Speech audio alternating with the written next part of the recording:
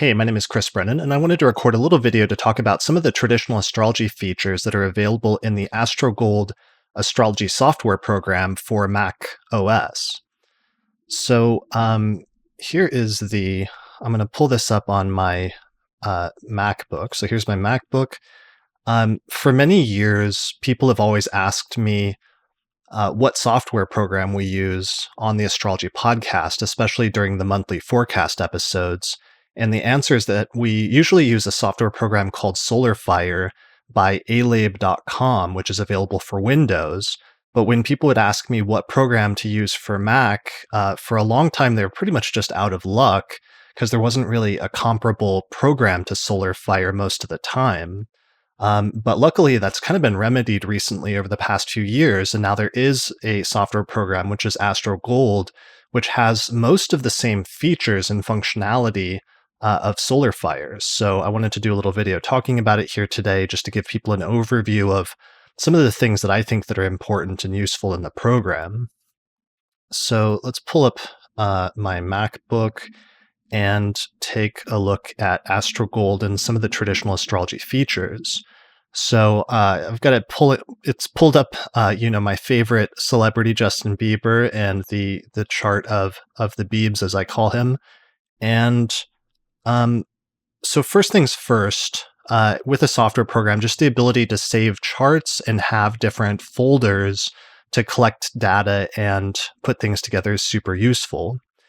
So the first thing that I wanted to show is if you go to, so I have a chart calculated and you go to Sheets, most of the functionality of the program of the really cool techniques is built into the Sheets.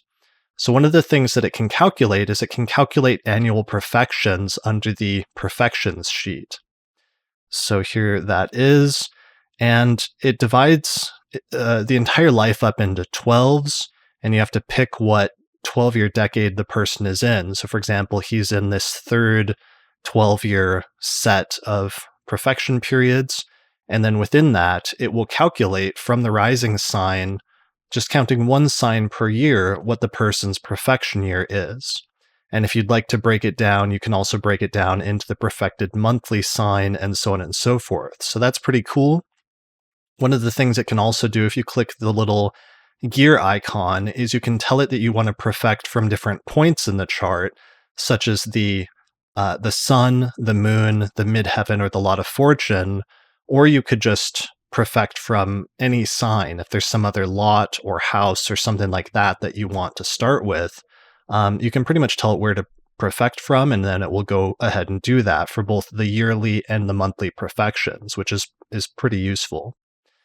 Another major feature of the program, from my perspective, in terms of Hellenistic astrology, is it can also calculate zodiacal releasing periods. So here's the zodiac releasing periods for Justin Bieber. I think it defaults to the lot of spirit periods, but it can calculate zodiacal releasing from the lot of spirit, the lot of fortune, and the lot of eros. And they had asked me for input when they were programming this. So those were the main ones that I asked them, or the main lots that I said that they should integrate into the program to release from if they wanted to integrate that. But that there should also be a wildcard factor where they could perfect or release from any of the 12 zodiacal signs, just in case there was a lot that was near a sign boundary, or just in case somebody wanted to experiment with releasing from different lots or something like that. So let's just say, though, we want to release from the lot of spirit to study Justin Bieber's career periods and overall life direction and chapters related to that. So his lot of spirit is in Cancer, so he starts out, of course, in a 25-year Cancer period. And I think I've used him as a chart example before because he has the lot of fortune in Aries. So that means that he actually started out in a 25-year peak period very early in his life. And of course, partially as a result of that, or that mirrored the fact that he became eminent very early on in his life after he was discovered as a singer and a musician. All right, so 25-year peak period. You'll notice that next to the periods, there's sometimes, so these are the level 2 subperiods, that there's sometimes a plus sign, and that's indicating that it's a peak period, or that the person has reached one of the signs that is angular from the lot of fortune. So in order to sort of indicate that or designate that, they've put a plus sign next to the peak period. So that's super, super useful. Let's see, one other thing that you'll see occasionally is also a little asterisk.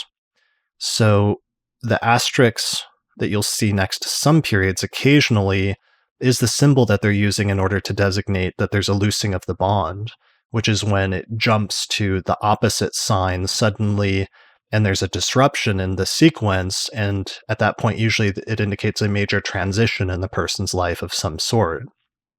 So it's showing, for example, a loosing of the bond in his life starting February 19th of 2036.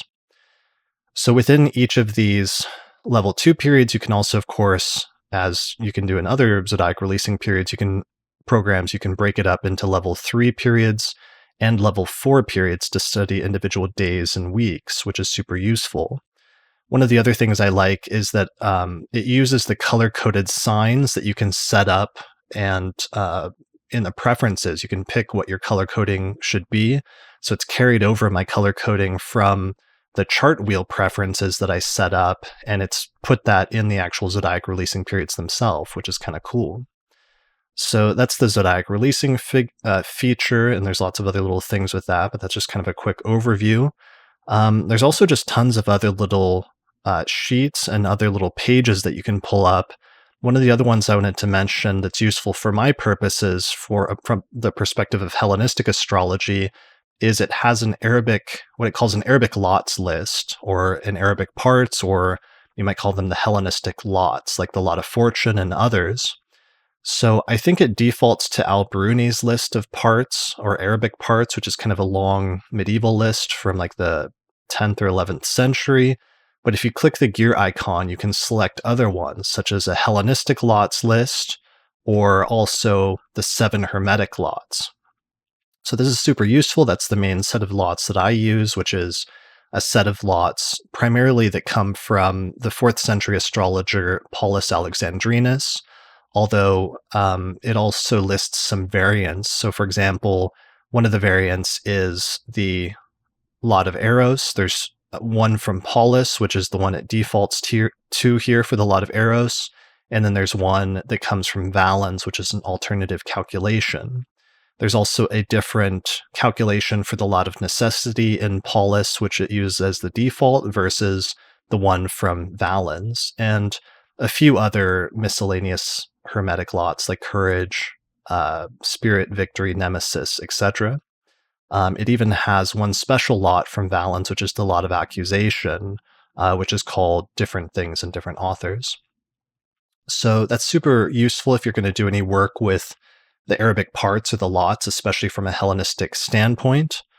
A lot of the things you can change the options in the preferences in terms of what points you want displayed or aspected, of course, but also more importantly, the calculations for different things. So you can change the zodiac if you want to from tropical to sidereal or something else. You can specify what house system you want to use, and it does have whole sign houses, which is super important for me from a Hellenistic standpoint, and I really like the way that they display the whole sign house charts. Other things, you can change the part of fortune calculation to just use the day calculation like Ptolemy does, or you can switch it for day and night charts like virtually every other astrologer in the Hellenistic tradition did, like Valens or Dorotheus or what have you. Lunar node, true versus mean, that's pretty straightforward.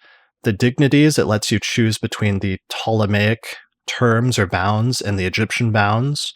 Also the triplicity rulers, you can pick Ptolemy, Lily, or the Dorothean one. It also has Fredaria, which is another Time Lord technique from the medieval period, and there's a variant in there that you can use, as well as just lots of other choices for different things. Finally, one last feature that's really important and that's really useful that's carried over from Solar Fire and is similar to what you can do in that program is the ability to animate a chart and to run transits on it, which is super helpful. So here we've got Justin Bieber's natal chart up, and if I click the Now button, it will run a by wheel right away. And you can move on the inside wheel, it's got his birth chart, and on the outside wheel, it has the current transits for right now. And you can move the outside wheel, the time forward and backwards by different increments, either according to like seconds, minutes, hours, days, weeks, months, or years. So that's super useful because it can allow you to run transits back and forth in both the future and the past. And yeah, so just in terms of timing techniques, once you've done your zodiac releasing periods, you've done your annual profections, you can also run your transits in order to really zero in on when the most important transits are going to occur in the future or have occurred in the past. The animate feature, of course, is also useful if you want to do things like rectification and if you want to adjust the chart forward or backwards in order to attempt to fine tune the birth time if you've got a rounded or an approximate birth time for a person.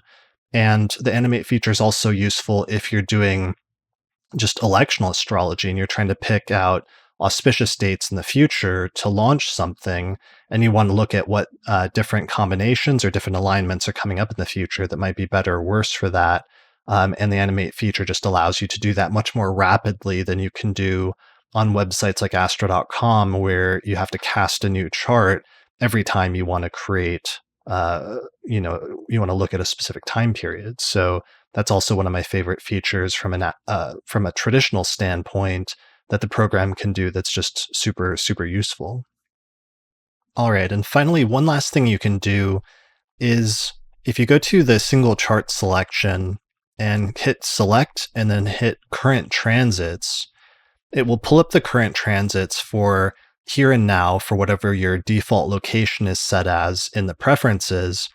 And then if you go up here, you can actually animate the chart by different increments in order to move it forward and backwards, just to look at transits in the future and the past.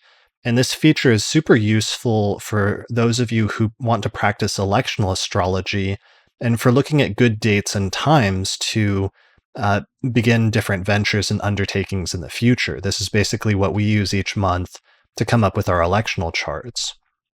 So you can move it forward and backwards by different days, by increments of days, and then you can also animate it by minutes or hours, which can help you to check different rising signs really quickly and really rapidly to say like, Scorpio rising wouldn't be good on this date on June 16th, 2021, because then Mars would be in the 10th house. But if you moved it forward an hour or two, then it would be Sagittarius rising.